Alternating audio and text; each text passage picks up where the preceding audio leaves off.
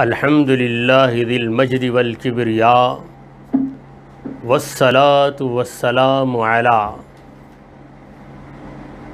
خاتم الانبیاء وعلی آلہ الاسفیاء واصحابہ الاذکیاء اما بعد فاعوذ باللہ من الشیطان الرجیم بسم اللہ الرحمن الرحیم قد خلت من قبلكم سنن فسیروا فی الارض فانظروا کیف کان عاقبۃ المکذبین صدق اللہ مولانا العظیم۔ ناظرین کرام، السلام علیکم ورحمۃ اللہ وبرکاتہ۔ اللہ رب العزت جل وعلا کی ہم پر بے پناہ مہربانی ہے کہ اس نے ہمیں آقائے نامدار احمد مختار مدنی تاجدار دونوں جہاں کے سردار حضرت محمد مصطفیٰ رسول خدا صلی اللہ تعالی علیہ وآلہ وسلم کی بابرکت امت میں پیدا فرمایا۔ معزز سامعین، جس آیت مبارکہ کی میں نے تلاوت کی ہے وہ سورہ آل عمران کی 137ویں آیت ہے، آیت نمبر 137۔ پروردگار عالم اس آیت مبارکہ میں ارشاد فرماتا ہے، قد خلت من قبلکم سنن، اے لوگو تم سے پہلے بہت سے واقعات گزر چکے، فسیروا فی الارض، تو چلو زمین میں، سیر کرو زمین میں، فانظروا، اور دیکھو، کیف کان عاقبۃ المکذبین، جھٹلانے والوں کا انجام کیا ہوا۔ اس سے پہلے کی آیتوں میں پروردگار عالم نے متقی بندوں کے اوصاف کا ذکر کیا، اور یہاں پر اللہ تعالیٰ اپنے بندوں کو یہ ہدایت دے رہا ہے کہ وہ عبرت حاصل کریں، سبق حاصل کریں۔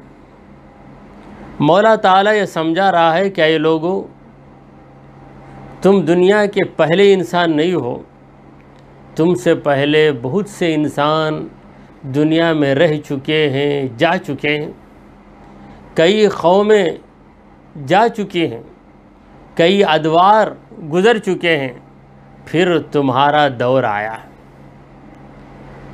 تو اگلے لوگوں کی تاریخوں سے، ان کے واقعات سے سبق حاصل کرو۔ پہلا سبق تو یہ ہے کہ کوئی دنیا میں قائم نہیں رہا، جو بھی دنیا میں آیا ہے جانے کے لیے ہی آیا ہے۔ اسی لیے میں کہتا ہوں کہ ہر ایک اپنے ساتھ ریٹرن ٹکٹ لے کر ہی آتا ہے۔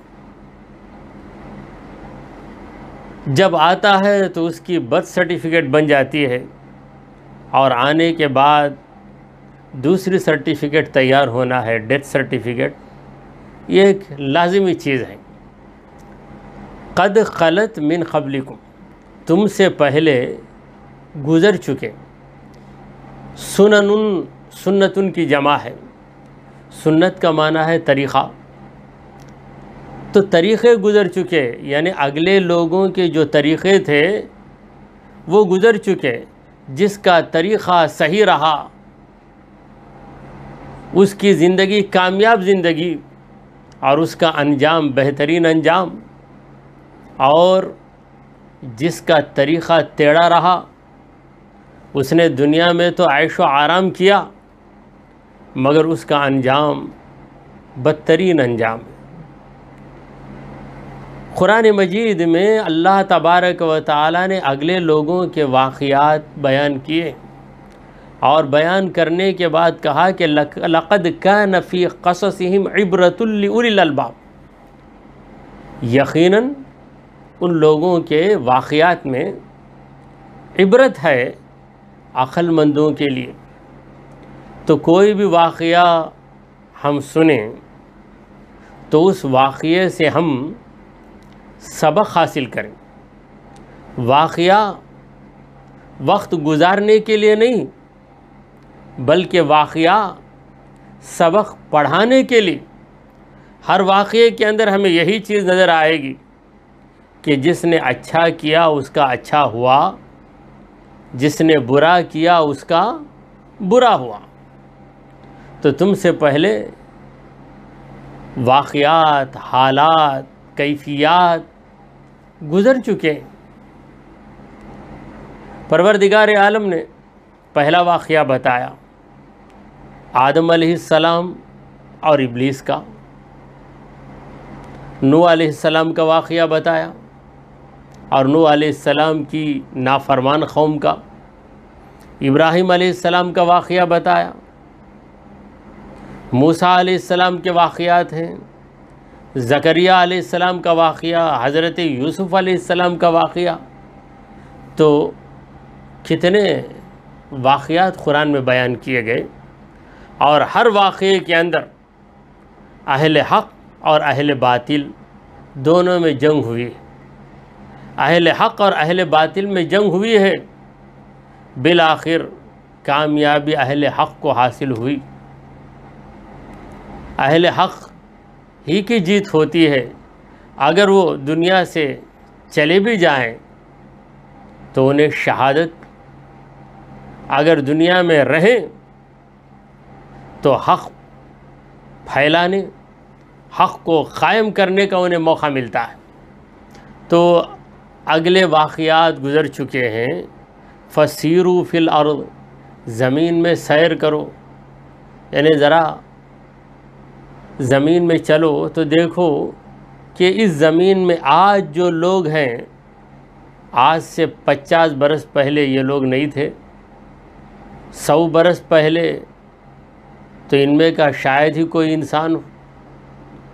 تو لوگ آتے ہیں جاتے ہیں، آتے ہیں جاتے ہیں۔ زمین کا ہر خطہ یہ بتاتا ہے کہ مجھ پر جو آیا ہمیشہ نہیں رہا، چند دن رہا پھر جا چکا۔ اس دنیا کے اندر بڑے بڑے شہنشاہ رہ چکے ہیں جن کا نام ایسا روشن تھا کہ بچہ بچہ ان سے واقف تھا، ان کی بہادری کے کارنامے لوگوں کے دلوں پہ چھائے ہوئے تھے، مگر آج وہ ہیں کہاں؟ ان کی خبریں ہیں، ان کا نام و نشان بھی نظر نہیں آتا۔ کسی کا نام تاریخ کی کتابوں میں ہے تو بعض بادشاہوں کے نام تک کسی کو معلوم نہیں ہے۔ تو زمین میں چلو، صرف چلو کہہ کر اللہ نے بات ختم نہیں کی۔ اندھے بن کر مت چلو، فانظروا، دیکھو۔ نظر دیکھنے کو بھی کہتے ہیں، نظر غور کرنے کو بھی کہتے ہیں، یعنی غور سے دیکھو۔ کیف کان عاقبۃ المکذبین، مکذب جھٹلانے والا، اللہ اور اس کے رسول کو جھٹلانے والوں کا انجام کیا ہوا۔ تو دنیا سے رخصت ہونے والے مومن بھی ہوتے ہیں، کافر بھی ہوتے ہیں۔ مومنوں کا انجام تو یہ ہے کہ ان کی خبریں جنت کے باغات ہیں۔ اب رہے کافر جنہوں نے اللہ اور اس کے پیغمبروں کا انکار کیا، ان کا انجام کیا ہوا۔ یہ کہ انجام پہ غور کرو۔ نوح علیہ السلام کی قوم کا انجام کیا ہوا؟ ساری قوم ڈوب مری، ایک بھی باقی نہ رہا سوائے ان لوگوں کے جو حضرت نوح علیہ السلام کی کشتی میں سوار ہو گئے۔ نوح علیہ السلام کا بیٹا بھی عذاب الہی سے نہیں بچ سکا، کیونکہ وہ بھی جھٹلانے والوں میں شامل ہو گیا۔ یہ کہ ایک دور آتا ہے اور یہی سبق ہمیں پڑھاتا ہے۔ لوط علیہ السلام کا واقعہ، حضرت شعیب علیہ السلام کا واقعہ، پھر حضرت موسیٰ علیہ السلام کا دور۔ فرعون کا انجام کیا ہوا؟ وہ فرعون جس نے قوم بنی اسرائیل کے بچوں کو بڑی بے دردی سے قتل کیا، آخر اس کا انجام کیا ہوا؟ یہاں تک کہ سرکار دو عالم صلی اللہ تعالی علیہ وآلہ وسلم کا مبارک دور آیا تو آپ کے دشمنوں کا انجام کیا ہوا؟ ابو جہل کا انجام کیا ہوا، ابو لہب کا انجام کیا ہوا، عتبہ، شیبہ، ولید، امیہ بن خلف کا انجام کیا ہوا؟ وہ امیہ جس نے حضرت بلال حبشی رضی اللہ تعالیٰ عنہ کو بے پناہ ستایا، امیہ بن خلف، اس ناخلف نے حضرت بلال پہ ایسا ظلم کیا کہ ظلم کا ریکارڈ توڑ دیا، مگر حضرت بلال نے بھی صبر کا ریکارڈ توڑ دیا۔ امیہ حضرت بلال کو پیٹتا تھا، اذیتیں دیتا تھا، مگر حضرت بلال حبشی رضی اللہ تعالیٰ عنہ مسکراتے تھے، مسکرا کر یہی کہتے تھے کہ اے ظالم، تو جتنا ظلم ڈھا سکتا ہے، جتنی تیری طاقت ہے تو ظلم کر، تیرے پاس ظلم کی جتنی طاقت ہے اس سے بڑھ کر میرے پاس صبر کی طاقت ہے، تیرے پاس اگر قوت ہے تو میرے پاس عشق مصطفیٰ ہے، اگر تو مجھے ستاتا ہے تو میں تیرے ستانے میں لذت حاصل کر رہا ہوں، کیونکہ محبوب کی راہ میں جو بھی دکھ ملتا ہے عاشق کو اس میں سکھ ملتا ہے۔ تو کتنے واقعات ہیں۔ آخر اس امیہ کا انجام کیا ہوا؟ جنگ بدر میں امیہ حضرت بلال کے ہاتھوں پھنس گیا، حضرت بلال رضی اللہ تعالیٰ عنہ بھگا رہے ہیں اور یہ ظالم حضرت بلال سے بھاگ رہا ہے اور بھیک مانگ رہا ہے کہ اے بلال مجھے زندگی بخش دو، مجھے زندگی بخش دو۔ وہ بلال جن کی کوئی حیثیت نہیں تھی مکے میں، اور امیہ بن خلف حضرت بلال کو انسان ہی نہیں سمجھتا تھا، مگر مصطفیٰ کی غلامی نے حضرت بلال کو اتنا بڑا درجہ دے دیا کہ امیہ ان سے زندگی کی بھیک مانگ رہا ہے کہ مجھے بخش دو، مجھے بخش دو۔ یہاں تک کہ عبد الرحمن بن عوف رضی اللہ عنہ کے پاس آیا، کہا کہ اے عبد الرحمن تم میرے دوست ہو، ذرا مجھے بچا لو۔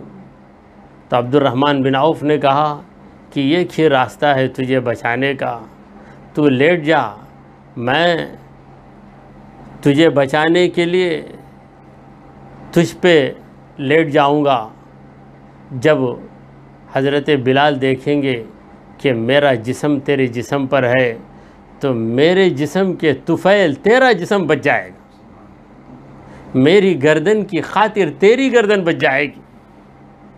حضرت بلال حبشی آئے، دیکھا کہ عبد الرحمن بن عوف مہاجر ہیں مگر پناہ دے دی۔ دیکھیے ایک مسلمان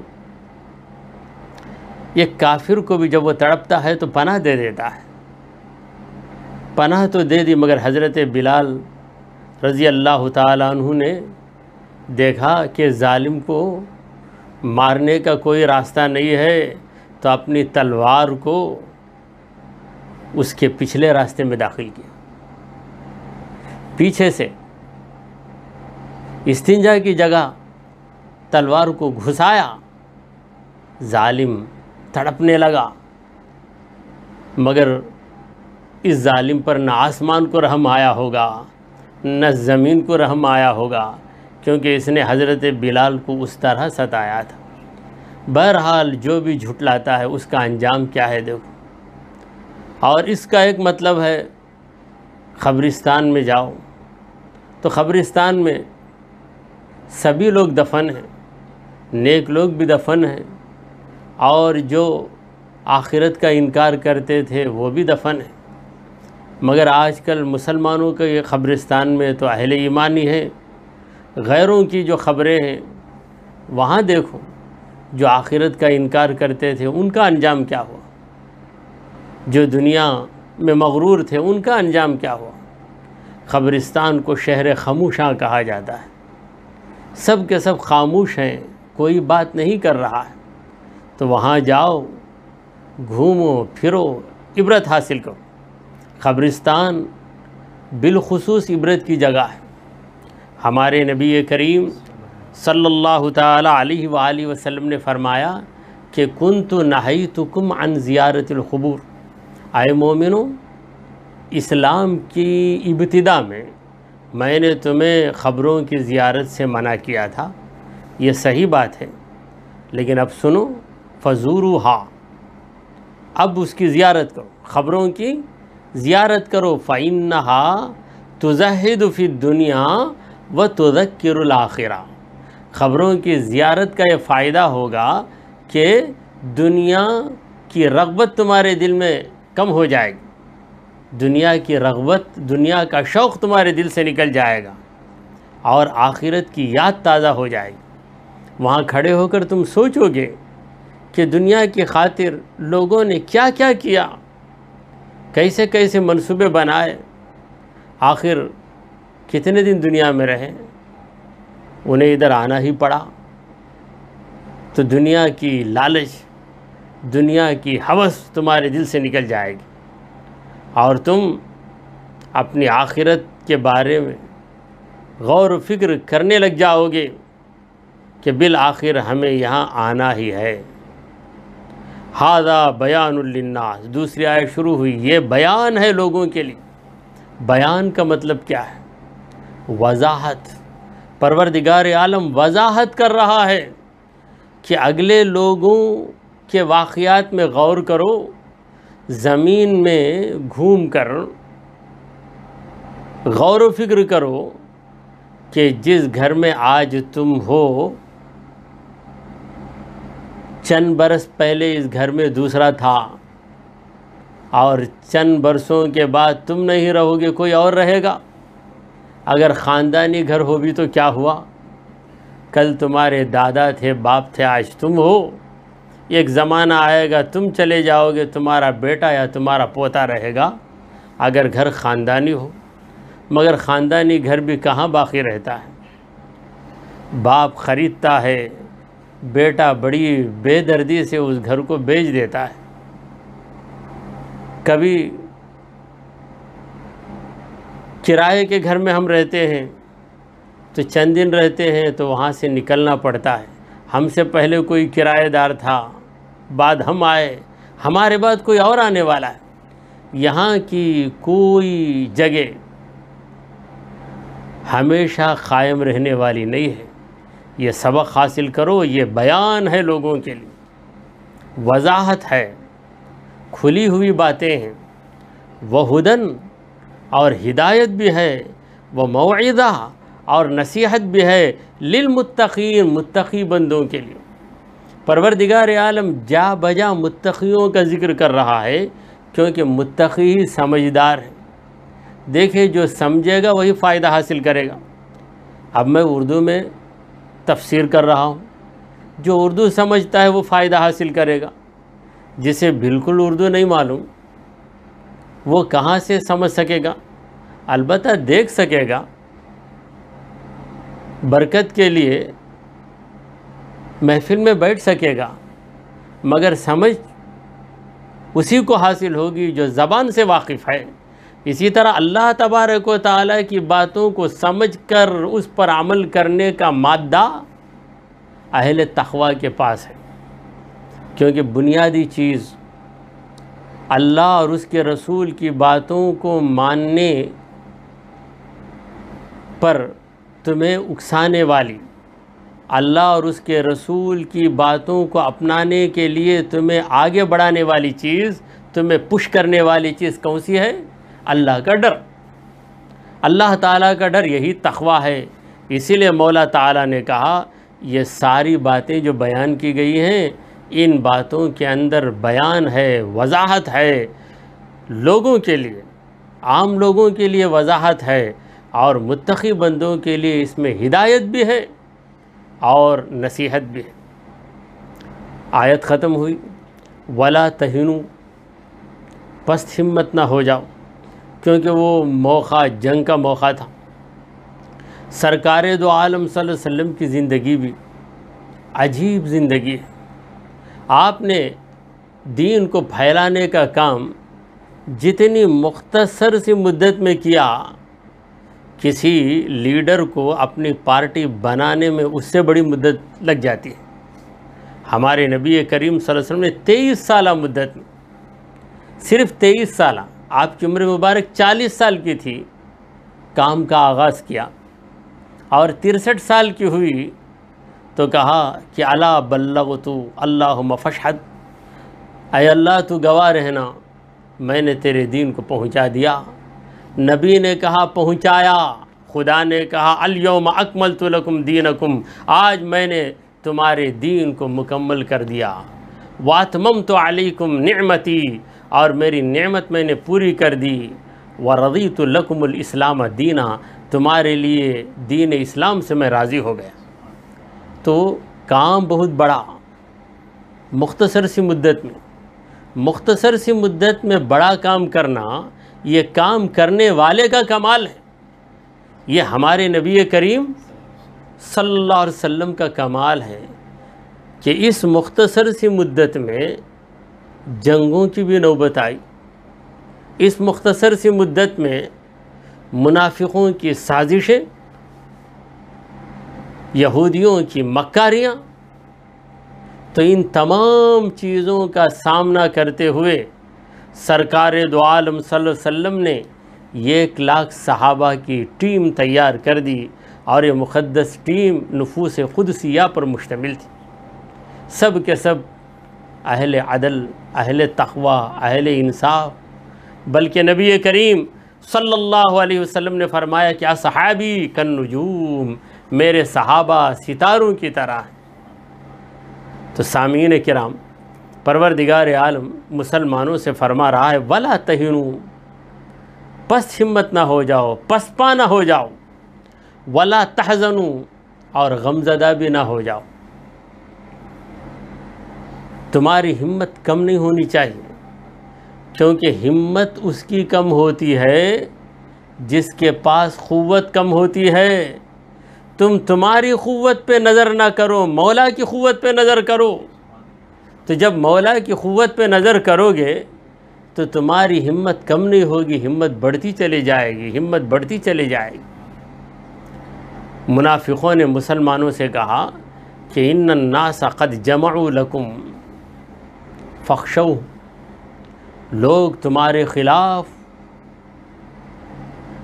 قوتوں کو جمع کر چکے ہیں، سپاہیوں کو، فورس کو جمع کر چکے ہیں، فاخشوہم، لوگوں سے ڈرو، لوگوں سے ڈرو۔ منافقوں نے مومنوں سے کہا، اللہ کہتا ہے فزادہم ایمانا، ان کی اس دھمکی نے اہل ایمان کے ایمان کو اور بڑھا دی۔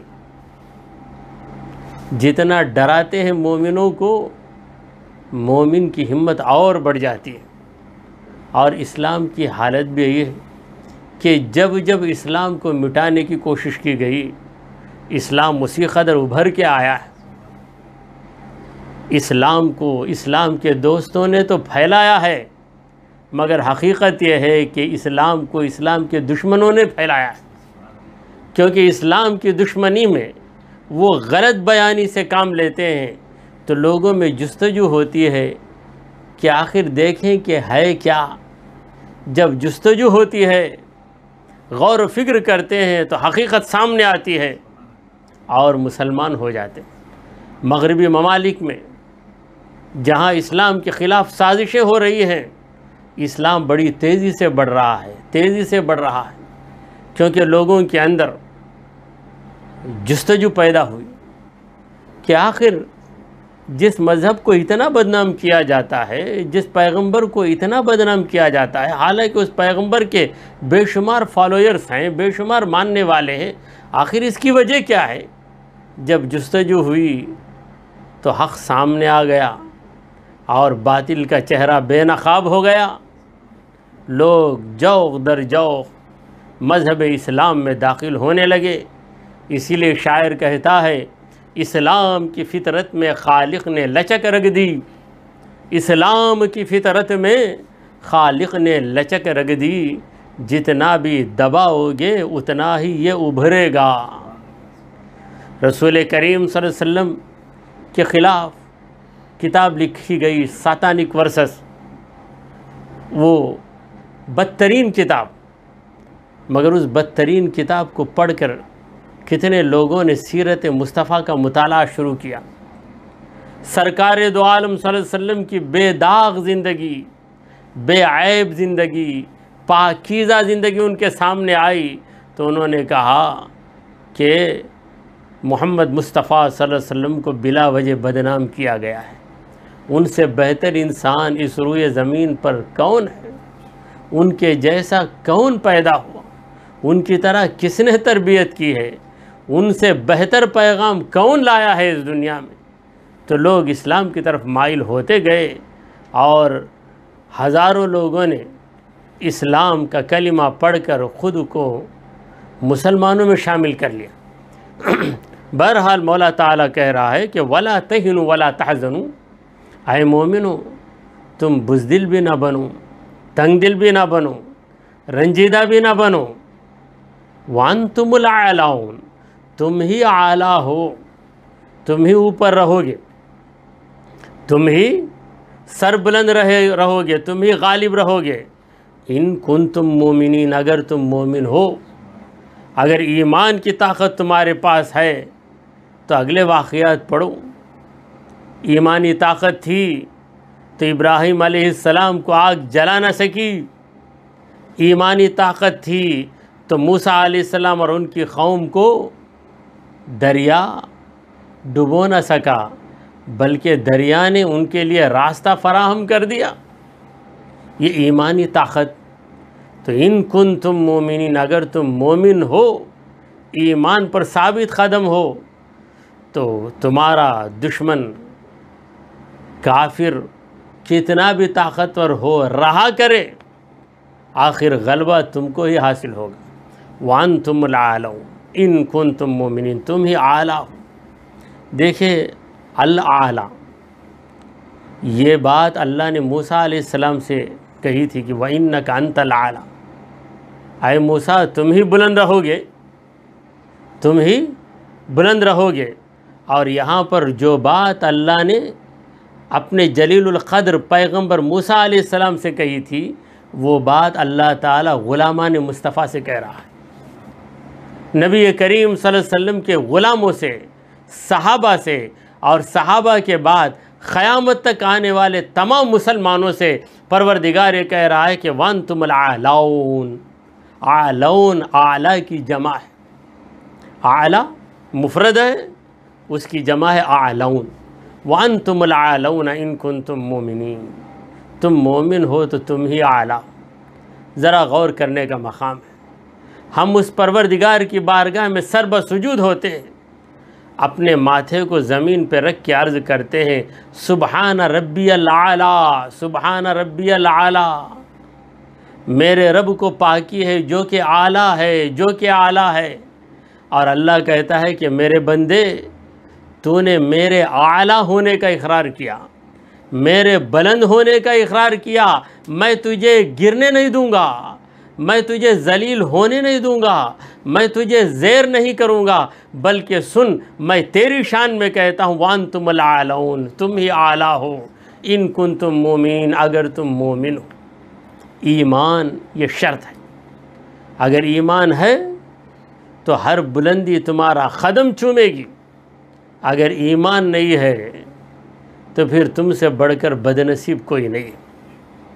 تو صحابہ کرام کو اللہ تبارک و تعالی تسلی دے رہا ہے، ہمت دے رہا ہے کہ کسی بھی معرکے میں تم جاؤ، بالآخر کامیابی تم کو ہی ملے گی۔ ان یمسسکم قرح، اگر تمہیں زخم پہنچا ہے، جنگ احد میں مسلمانوں کو بڑا نقصان ہوا، بہت سے مسلمان زخمی ہوئے اور 70 صحابہ شہید ہو گئے۔ رسول پاک صلی اللہ علیہ وسلم کے دندان مبارک کو شہید کیا گیا، حضور کا سر مبارک بھی زخمی ہوا۔ تو یہ در حقیقت بہرحال ویسا ہونا تھا، ہو کر رہا۔ تو اس وقت مسلمانوں کو جو ضرر پہنچا، جو نقصان پہنچا، جو زخم پہنچے ان زخموں کے بارے میں اللہ کہتا ہے ان یمسسکم قرح، اگر لگا ہے تم کو زخم، فقد مسل قوم قرح، تو اس قوم کو بھی زخم لگا ہے مثلو، ایسا ہی۔ 70 کافر مرے تھے جنگ بدر میں، مر کے جہنم میں گئے، اور تمہارے مومن بھائی انہیں شہادت ملی تو شہادت پا کر یہ جنت میں گئے، وہ بھی گئے یہ بھی گئے، ان کی منزل الگ تمہاری منزل الگ، ان کی منزل دوزخ کی آگ، ان کی منزل اللہ کا عذاب، اور تمہاری منزل جنت کی بہاریں، تمہاری منزل اللہ کی رحمتیں۔ مگر دنیا میں دونوں پر حادثے ہوئے، جنگ احد میں تم زخمی ہوئے، تمہیں تکلیف پہنچی اور پریشان ہو کر ادھر ادھر تمہیں دوڑنا پڑا، تو کیا یہ حالت تمہارے مخالفوں پہ نہیں گزری؟ جنگ بدر میں ہوا کیا؟ جنگ بدر میں کافر بھاگے تھے، کافر زخمی ہوئے اور کافر مارے گئے، تو تمہیں اگر نقصان پہنچا ہے تو تمہاری مخالف قوم کو بھی نقصان پہلے پہنچ چکا ہے، اور کیسا نقصان؟ مثلہ، ایسا ہی، ہو بہو وہی نقصان ان کو پہنچا ہے، مگر تمہارے نقصان میں فائدہ ہے، تمہارے نقصان میں فائدہ ہے، ان کے نقصان میں نقصان ہی نقصان ہے۔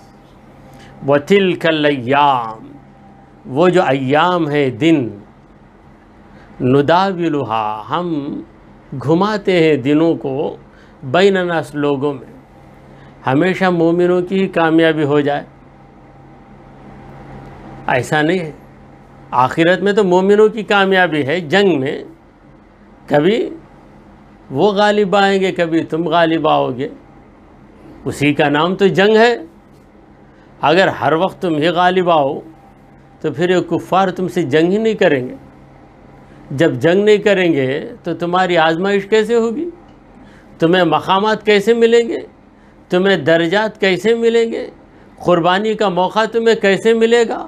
راہ خداوندی میں شہادت پانے کی سعادت تمہیں کیسے نصیب ہوگی؟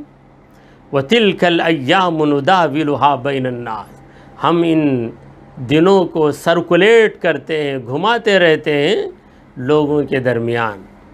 وَلِيَعْلَمَ اللَّهُ الَّذِينَ آمَنُوا، یہ جو واقعات ہیں، یہ جو مصیبتیں ہیں، یہ جو جنگیں ہیں، یہ اس لیے تاکہ اللہ جانے مومنوں کو، یعنی صحیح معنوں میں مومن کون ہے اللہ جانے۔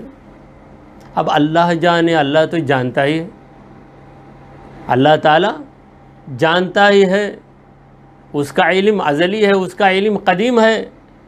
ایسا نہیں کہ بندہ عمل کرنے کے بعد ہی پروردگار کو معلوم ہوتا ہے کہ میرا فرما بردار بندہ ہے یا نافرمان بندہ ہے۔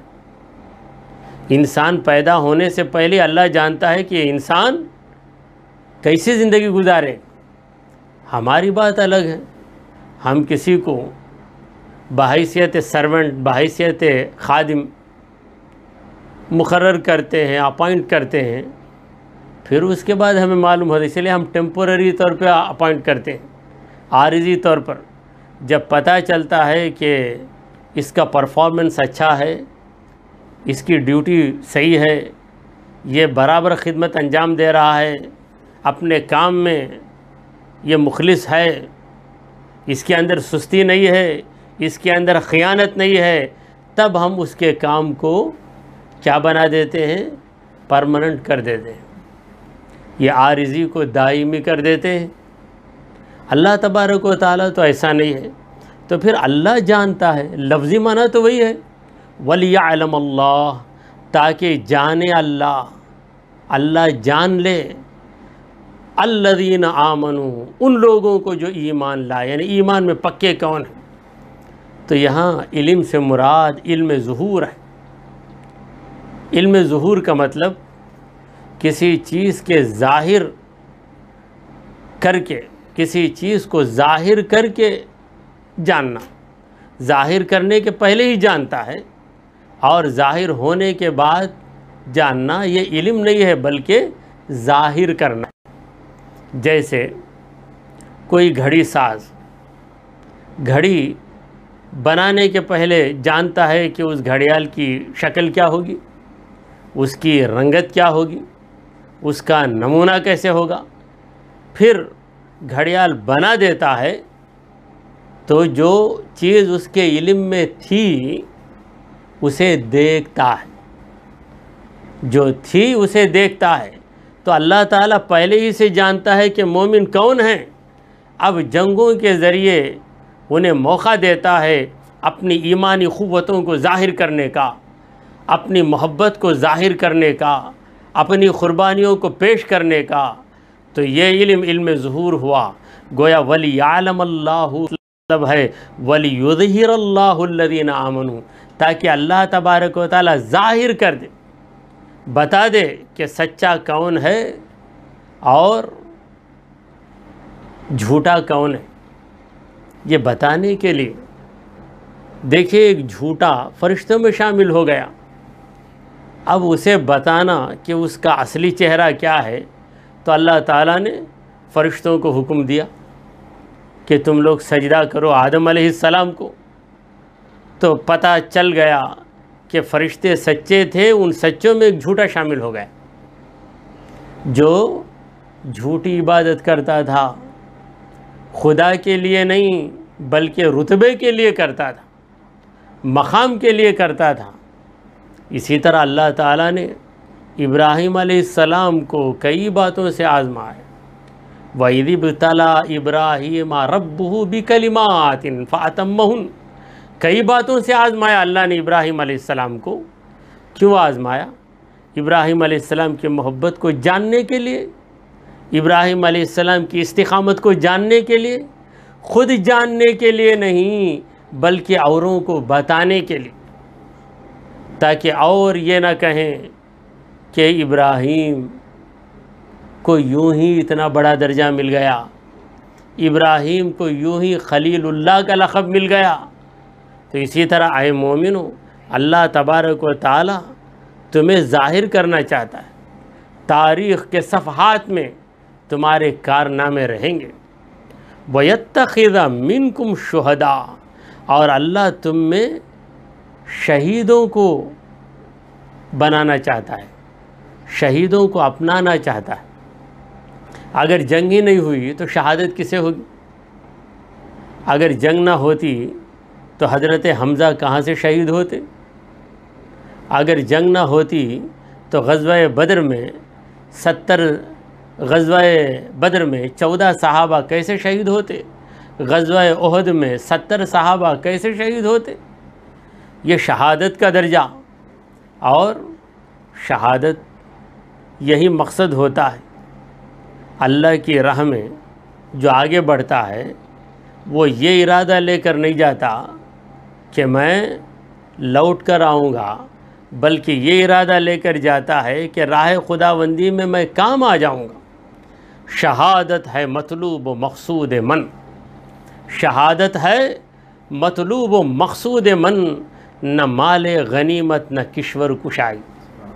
مال غنیمت حاصل کرنا، ملک کو فتح کرنا، یہ چیزیں مل جاتی ہیں، یہ خدا کا کرم ہے، مگر ایک عاشق کی مراد، عاشق کی آرزو یہی ہوتی ہے کہ رب کی خاطر میری جان نکل جائے، رب کی خاطر میری زندگی ختم ہو جائے، میں اس کا ہوں، اس کے لیے ہی ہو جاؤں۔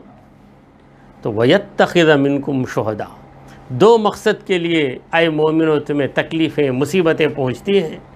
پہلا یہ ہے کہ تم میں جو پکے مومن ہیں وہ ظاہر ہو جائیں، اور تم میں جن جن کو شہادت نصیب ہونا ہے، جن جن کے مقدر میں شہادت کی سعادت ہے، انہیں شہادت کا درجہ مل جائے۔ واللہ لا يحب الظالمین، اللہ ظالموں کو پسند نہیں کرتا۔ یعنی کافروں کو غلبہ مل گیا تو اس کا مطلب نہیں کہ اللہ کافروں کو پسند کرتا ہے۔ یہ امیہ بن خلف بلال حبشی کو ایک لمبی مدت تک ستاتا رہا۔ اس کا مطلب یہ نہیں کہ اللہ امیہ کو پسند کیا اسی لیے اسے طاقت دے دیا، اور حضرت بلال سے ناراض ہے اسی لیے انہیں امیہ کے ہاتھوں میں پھنسا دیا، ایسا نہیں ہے۔ پروردگار عالم میں چاہتا ہے کہ بلال صبر کرے تاکہ ان کا ایک صبر ان کے لیے ایک اجر بن جائے، مقامات پہ مقامات دیے جائیں گے۔ کوئی پوچھے کہ مقامات کیوں دیے گئے تو بتایا جائے گا کہ بلال کے کارنامے کو دیکھو، حضرت بلال کے صبر کو دیکھو، حضرت بلال کی استقامت کو دیکھو، اور ولید کو سزا پہ سزا دی جائے گی، امیہ کو سزا پہ سزا دی جائے گی۔ کیوں دی جا رہی ہے؟ اس کے ظلم کو دیکھو، یہ ظلم کیا یہ سزا اسے مل رہی ہے، وہ ظلم کیا وہ سزا مل رہی ہے۔ تو اللہ تعالیٰ ظالموں کو پسند نہیں کرتا۔ ظالم کو اللہ کبھی طاقت دے کر تمہیں مصیبتوں کا سامنا کرنا پڑتا ہے تو ان مصیبتوں کے پیچھے اجر و ثواب چھپا ہوا ہے۔ وَلِيُمَحِّصَ اللَّهُ الَّذِينَ آمَنُوا۔ دیکھیے مولا تعالیٰ اپنے مومن بندوں کے دلوں کو کس طرح تسلی دے رہا ہے، ان کے دلوں کو کیسے سکون دے رہا ہے۔ اے مومنو، تم پہ تکلیفیں آتی ہیں تو اس کا یہ مطلب نہیں کہ میں تم سے ناراض ہو گیا۔ تمہارے دشمن کو کبھی غلبہ مل جاتا ہے تو اس کا مطلب یہ نہیں کہ تمہارے دشمن سے میں راضی ہو گیا، ایسا ہرگز نہیں ہے۔ کئی مقاصد ہیں، کئی حکمتیں ہیں، بہت سے راز چھپے ہوئے ہیں۔ وَلِيُمَحِّصَ اللَّهُ الَّذِينَ آمَنُوا۔ اللہ یہ چاہتا ہے کہ مومنوں کو پاک کر دے، انہیں سجا دے، انہیں نکھار دے، انہیں چمکا دے۔ وَيَمْحَقَ الْكَافِرِينَ، کافروں کو مٹا دے۔ کافروں کو مٹانے کے لیے جنگیں، کیونکہ جنگ سے جہاں تمہیں تکلیف ہوتی ہے کافروں کو بھی تکلیف ہوتی ہے، وہ بھی سنبھل جاتے ہیں، ان پر بھی مصیبتیں ٹوٹ پڑتی ہیں۔ تو یہاں تک تو مسلمانوں کو تسلی دی۔ پھر اس کے بعد مولا تعالیٰ نے کہا ام حسبتم، اے مومنو کیا تم نے ایسا گمان کر لیا ان تدخلوا الجنت، کہ یوں ہی جنت میں چلے جاؤ گے؟ اتنی آسانی سے جنت میں چلے جاؤ گے؟ تم آزمائے نہیں جاؤ گے؟ قانون تو یہ ہے کہ ہر ایک کو نام ملتا ہے تو کام کی وجہ سے، اور کام آسانی سے نہیں ہوتا، محنت ہی سے ہوتا ہے۔ نامی کوئی بغیر مشقت نہیں ہوا، نامی کوئی بغیر مشقت نہیں ہوا، 100 بار جب عقیق کٹا تب نگی ہوا۔ مولا تعالیٰ پوچھ رہا ہے مومنوں سے ام حسبتم ان تدخلوا الجنہ، کیا تم لوگوں نے ایسا سوچ رکھا ہے کہ جنت میں چلے جاؤ گے؟ وَلَمَّا يَعْلَمِ اللَّهُ الَّذِينَ جَاهَدُوا مِنْكُمْ، اللہ نے اب تک نہیں جانا ان لوگوں کو جو تم میں مجاہد ہیں، اللہ کی راہ میں جم کر رہنے والے کون ہیں۔ اللہ نے نہیں جانا کا مطلب اللہ نے ابھی ظاہر نہیں کیا۔ اس کو مفسرین نے علم ظہور کہا۔ علم ظہور کا معنی ظاہر کرنے کے بعد ایک علم حاصل ہوتا ہے، اور علم تو پہلے ہی سے حاصل ہے، کیونکہ اللہ کی کوئی صفت حادث نہیں، اللہ کی ہر صفت قدیم ہے، یعنی ہمیشہ سے اس کا علم تھا، اس کا علم قدیم ہے، ازلی ہے۔ تو وَلَمَّا يَعْلَمِ اللَّهُ الَّذِينَ جَاهَدُوا مِنْكُمْ، تم میں جو مجاہد ہیں، مجاہد کا معنی کیا ہے؟ اللہ کی راہ میں جسے ایسی استقامت حاصل ہو کہ اگر جان کا نذرانہ دینے کی ضرورت پڑ جائے تو اپنی جان کا نذرانہ دے دے گا، راہ حق سے نہیں ہٹے گا۔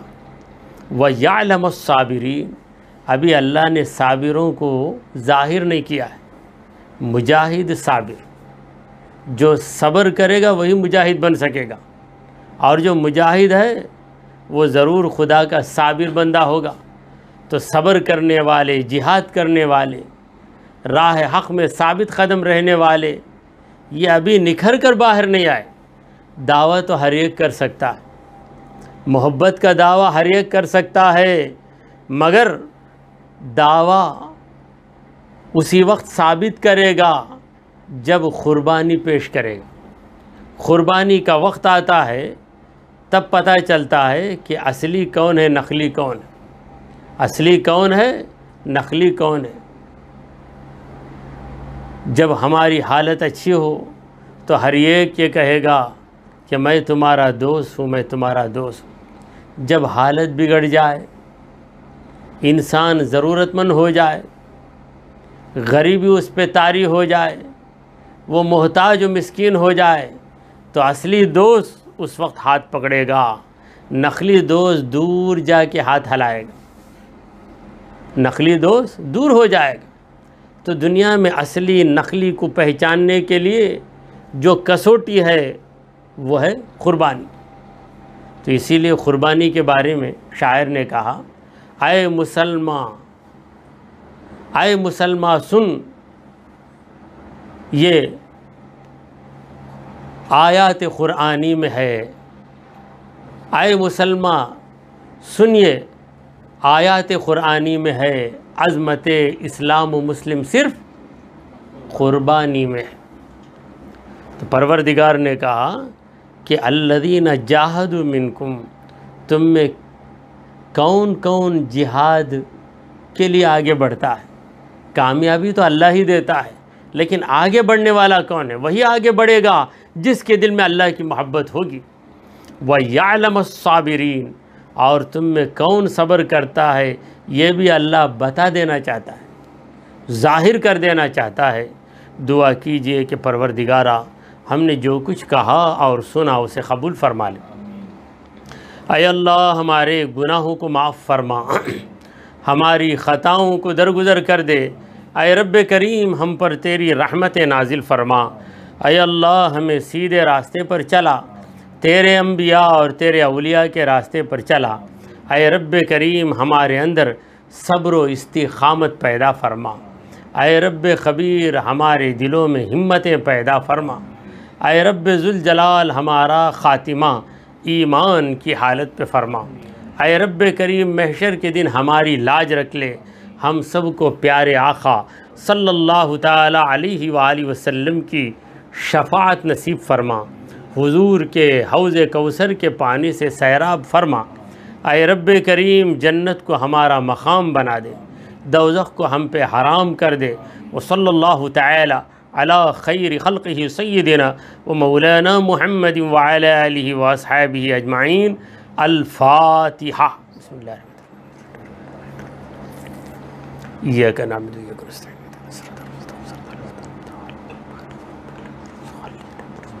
قل هو اللہ۔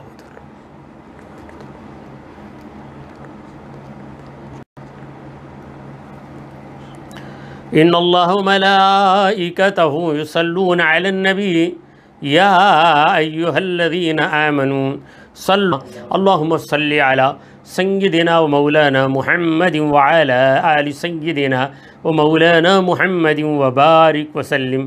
سبحان ربک رب العزت عما یصفون وسلام علی المرسلین والحمد للہ رب العالمین۔